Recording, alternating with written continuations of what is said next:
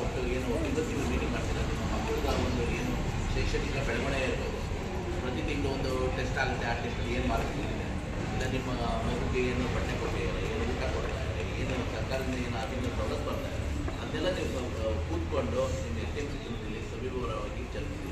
ಆವಾಗ ನಿಮಗೆ ಒಂದು ಅನುಕೂಲ ಆಗುತ್ತೆ, ಏನು ಬಂದಿದೆ ಏನೋ ಇದೆ. ಅದ್ರ ಜೊತೆಗೆ ಮಕ್ಕಳ ಒಂದು ಏನು ಡೆವಲಪ್ಮೆಂಟ್ ಇದೆ, ಏನು ಓದೋದ್ರ ಬಗ್ಗೆ ಇದೆ, ಇಲ್ಲ ಸ್ಪೋರ್ಟ್ಸ್ ಬಗ್ಗೆ ಇದೆ, ಕಲ್ಚರಲ್ ಆ್ಯಕ್ಟಿವಿಟೀಸ್ ಬಗ್ಗೆ ಇದೆ, ಏನು ಟೈಮ್ ಟೇಬಲ್ ಪ್ರಕಾರ ಅವ್ರಿಗೆ ಸ್ಪೋರ್ಟ್ಸ್ ಆಡ್ತಿದ್ದಾರೆ, ಕಲ್ಚರಲ್ ಆ್ಯಕ್ಟಿವಿಟೀಸ್ ಮಾಡ್ತಾರೆ, ಟೆಸ್ಟ್ ಮಾಡ್ತಾರೆ, ಪಾಠಗಳನ್ನ ಕಂಪ್ಲೀಟ್ ಮಾಡಿದ್ದಾರೆ, ಎಲ್ಲ ಟೀಚರ್ಸು ಬರ್ತಾಯಿದ್ದಾರೆ, ಇನ್ ಟೈಮಿಗೆ ಬರ್ತಾರೆ, ಮಕ್ಕಳ ಜೊತೆ ಒಳ್ಳೆ ರೀತಿ ಮಾತಾಡ್ತಾರೆ.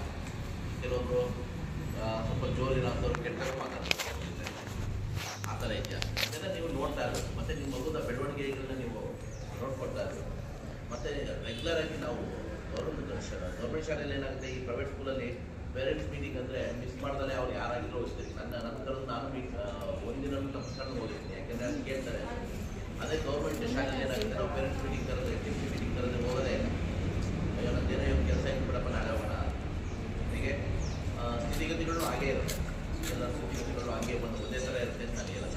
ಬಟ್ ಏನು ಅಂದರೆ ಆದರೂ ನೀವು ಕೂಡ ಎಸ್ ಎಮ್ ಸಿ ಕಮಿಟಿಲಿ ನಿಮ್ಮ ಮಗುಗಳು ಏನು ಮತ್ತು ಶಾಲೆಯ ಬಗ್ಗೆ ಚರ್ಚಿಸ್ತೀರಾ ಅಂತ ಯಾವುದು ಮಿಸ್ ಮಾಡೋ. ಮತ್ತು ಯಾವಾಗಲೂ ಎಸ್ ಎಮ್ ಸಿ ಕಮಿಟಿಯಿಂದಲೇ ಅಂತಲ್ಲ, ನಿಮ್ಮ ಮಗು ಬಗ್ಗೆ ಯಾವಾಗಲೂ ನಿಮ್ಮ ಶಾಲೆಗೆ ಬಂದು ಏನು ಮುಖ್ಯ ಶಿಕ್ಷಕರು ಇರ್ತಾರೆ, ಇಲ್ಲ ಯಾವ ಸಬ್ಜೆಕ್ಟಲ್ಲಿ ಕಮ್ಮಿ ಮಾತನಾಡ್ತಾ ಇರ್ತಾರೆ, ಇಲ್ಲ ಡಲ್ಲಿರ್ತಾರೆ ಅನ್ಸುತ್ತೆ, ಅದ್ರ ಬಗ್ಗೆ ವಿಚಾರ ಇಲ್ಲ ಶಾಲೆಯ ಏನು ಕಾರ್ಯಕ್ರಮಗಳಿದೆ ಅದ್ರ ಬಗ್ಗೆ ತಿಳ್ಕೊಳ್ಳೋದು, ಇದನ್ನು ಸ್ಪೋರ್ಟ್ಸು ಮತ್ತು ತುಂಬ ಚೆನ್ನಾಗಿ ಮಾಡ್ತಿದ್ದಾರೆ ಫೋಟೋ ಮತ್ತು ಅದ್ರ ಬಗ್ಗೆ ತುಂಬ ಚೆನ್ನಾಗಿ ಹೇಳ್ತಾರೆ. ಜೊತೆಗೆ ನಿಮ್ಮ ಶಾಲೆಯಲ್ಲಿ ಏನು ಸ್ಪರ್ಧೆಗಳಿದೆ, ಶಾಲೆಯಲ್ಲಿ ಏನೋ ಕಮ್ಮಿ ಇರುತ್ತೆ, ಒಂದು ನೀರಿನ ವ್ಯವಸ್ಥೆ ಕಮ್ಮಿ ಇರುತ್ತೆ, ಇಲ್ಲ ಮಕ್ಕಳದ್ದೇನೋ ಟ್ಯಾಲೆಂಟ್ ಚೆನ್ನಾಗಿಲ್ಲ, ಸರ್ಕಾರಕ್ಕೆ ಬಂದಾಕೊಂಡ್ರೆ ಬಂದಾಕೊಂಡ್ರೆ ನಾವು ಎಸ್ ಎಮ್ ಸಿ ನಾವು ಸದಸ್ಯರು ನಾವೇನಾರು ಮಾಡೋಕ್ಕಾಗುತ್ತಾ?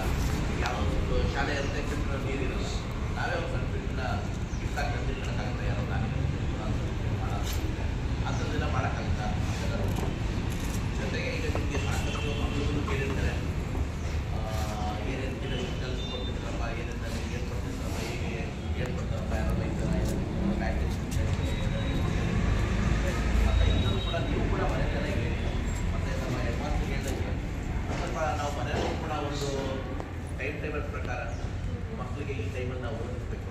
ಆ ಮಕ್ಕಳ ಹತ್ರ ಬುಕ್ ಇದೆಯಾ, ಪೆನ್ ಇದೆಯಾ, ಪೆನ್ಸಿಲ್ ಇದೆಯಾ, ಸ್ಕೇಲ್ ಇದೆಯಾ, ಏನಿದೆ, ಎಕ್ಸಾಮ್ಗೆ ಏನಾರು ಶೀಟ್ಸ್ಗಳು ಬೇಕಾ, ಅದನ್ನು ನಾವು ಏನು ವ್ಯವಸ್ಥೆ ಮಾಡ್ಕೋಬೇಕು ಅನ್ನೋದನ್ನು ನೋಡ್ಕೊಳ್ಳಿ. ಸರ್ಕಾರದ ಸವಲತ್ತು ಬಂದಾಗ ಮಾರ್ಚ್ ಎಂಟ್ನಾಗೆ ಸರ್ಕಾರದ ಸವಲತ್ತುಗಳು ಬರೋದು ಹಿಂದೆ ಮುಂದೆ ಆಗುತ್ತೆ, ಅದನ್ನ ಸ್ವಲ್ಪ ಅಡ್ಜಸ್ಟ್ ಮಾಡ್ಕೊಂಡು